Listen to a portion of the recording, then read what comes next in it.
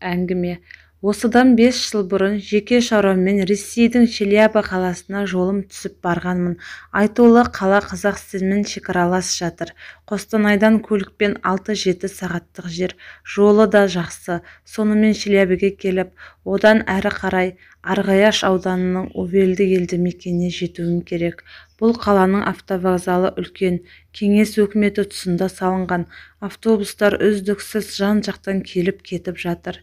Мен де баратын жеріме дейін автобусқа билет сатып алдым. Автобустың жүруіне әлі 2 сағаттан астам уақыт бар. Уақытты ұтымды өткізбекші болып, автобекеттегі буфетке келдім. Шай ішетін орын, тұрып ішетін үстел екен. Мұндай үстелдер кеңес заманында көп еді. Үстелдің астындағы ілгішке қол жүгімді іліп қойып, даяшыға тапсырысымды бердім. Әлі бір шама уақыт бар. Енді даяшы әкелген шайды асықпай ішпекшімін. Шайымды бір ұрттап, шайға қоса сатып алған 2 тоқашымның бірін жеп болған соң айналама зер сала бастадым. Әне дәмхананың ана бір шетінде орта жасқа келген бір кісі шай ішіп отыр. Пошымы башқұртқа да, татарға да келеді. Ол тіпті анда-санда мен жаққа қарап қояды. Құдды көптен бері жоғалтқан адамын тапқандай тесіле қарайды. Бірақ оған онша мән бере қойған жоқпын алғашында.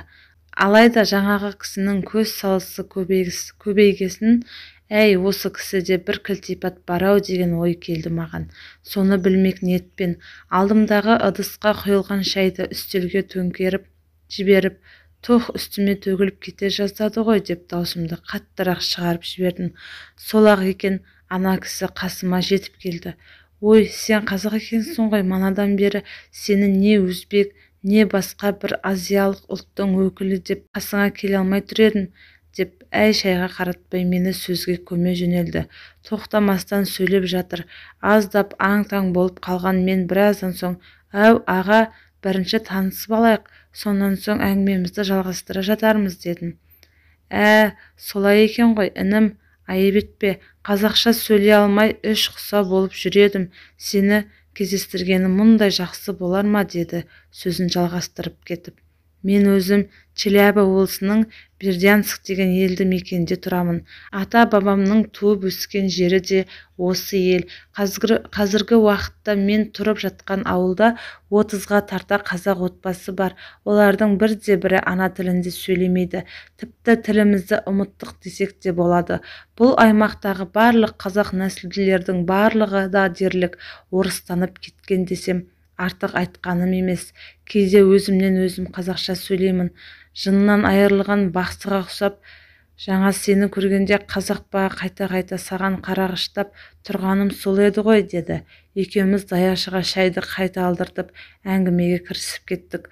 Ол өзінің бір баласы Челябіде ішкі істер органында қызмет ететінін, ал екінші баласы жақында жоғары оқу орнын бітіріп, қызметке орналасып жатқанын, өзі соған келіп, енді ауылына кетіп бара жатқанын айтты. Қызу әңгімеге кіріп кетіппіз. Бір уақытта, «Әй, сен менің атымды білесің бе?» деді ол. «Ағатай-ау, сіздің есіміңізді қайдан білейін? Тіпті өзіңіз әлі маған сөз бермей жатырсыз. Тіпті менің атымды да сұраған жоқсыз ғой, аға», дедім жәбірлі жүзбен. «Айналайын, айып етпе, өзіңмен қазақша сөйлескеннен кейін бәрін ұмытып кетіппін. Менің атым дей беріп, менің есімім нағыз қазақша есім», деді. «Сен маған сенбей тұрған шығарсың, кілең орыстың ішінде жүрген сенде қайдағы қазақ есім? Тыңда ендеше, менің атым Жыланкөз», деді. Шынымен де бұрын-соңды Жыланкөз деген есімді естімеппін. Жыланкөз деген нағыз қазақи сөз. Иә, оған талас жоқ енді. Тіпте төс қалтасынан төлқұжатын да көрсетті. Паспорттағы есімі орыс тілінде жазылған екен. «Неге сенбейін, аға?» дедім. Өзімде іште ерекше ат екен деп қойдым. «Ал енді мен саған бұл есімді маған қалай қойғанын айтып берейін», деді Жыланкөз қарындасымыз. Әрине, мен де оған қарсы болған жоқпын. Қайта білгім келіп барады. Әкем Майданнан оралғаннан соң шешеме үйленіпті, бірақ анам жарықтық 3-4 жылға дейін бала көтермепті. Соғыстан кейінгі жылдары елде арақ ішу көбейіп кетіпті. Бұл да Майданнан оралған қазақтардың орыс елінен үйренген өнерлерінің бірі болса керек. Бұрындары араққа әуес болмаған қазақ баласы соғыстан кейін жергілікті тұрғындарға ілесіп арақ ішуді үйренеді. Үкімет тарапынан тосқауыл болмайды. Осының әсері ме, әйтеуір әкем әлсін көшеден араққа сылқия тойып үйге келіп, шешемді бала тумадың деп сабайды екен. Міне сондай күндердің бірінде араққа сылқия тойып алған әкем анамды сабап жатқанда, көшеде дорба асынып кетіп бара жатқан бір кісі әкеме айқайлап: «Ей балам, сен жарыңды ұрма, оның қанасында 2 айлық нәресте өмірге келуге дайындалып жатыр» дейді. Кетіп бара жатқан бейтаныстан көптен күткен арманын естіген әкем дереу қолындағы қамшысын жерге тастай салып, жаңағы қария жақындайды да: «Сіз кімсіз? Бейтаныс үйге кіріңіз, қонақ болыңыз» деп бәйек болып қонаққа шақырады. Расында да сол жылдары ел ішін аралап, емшілік қасиетімен ел-жұртқа қызмет көрсетіп жүретін әулие көп болатын. Мұндай кісілердің соңын біз де көрдік. Дәруіштер берген ақылдары үшін ешкімнен де ақы алмаған, тек үйіне қондырып, кір-қоңын жуып, жақсылап шығарып салса болғаны. Міне манағы әкеме ақыл салған дәуіріш солардың бірі болса керекті.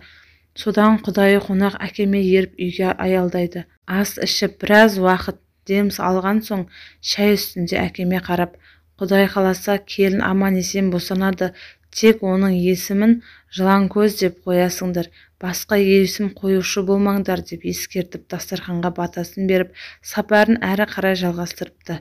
Біраз уақыттан соң шешем де аман-есен босанып, дүниеге мен келіппін.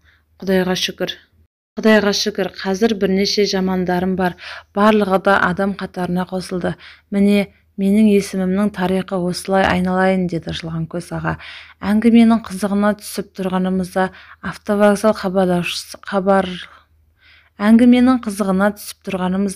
автовокзал хабарлаушысы мен мінетін автобустың жүруге дайын екенін бірнеше рет хабарлады. Осы жерде Жыланкөз ағамен қоштастым, бірақ ол менімен бірге автобусқа дейін еріп кірді. 5-10 минут қасымда тұрып әңгімесін жалғастырды. Тек билет кесетін орыстың семіз келіншегі: «Уақыт болды, түсіңіз» деп итермелей берген соң ол амалсыз жерге түсті. Соның өзінде мен отырған терезе жақ бетіне келіп, бір нәрсе деп айқайлап жатты. Сөйтсем атымды сұрап жатыр екен.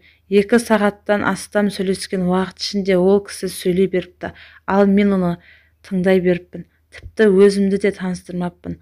Осыныма өзімді айыпты көргендей, бар ұятты жиып қойып, терезені айқайлап атымды қайдан келгенімді айтып жаттым. Бұл ісімді ерсі көргендер де болды. Бірақ менің көңілім Жыланкөз ағамен кездескеннен кейін бір түрлі сергек тартты. Міне Ресейде тұрып жатса да, атамекенін, қазақылықты аңсаған, қазақтың тілін сағынған, өзінің қазақ екеніне мақтанатын бір қандасымыздың тарихына осылай куә болдық.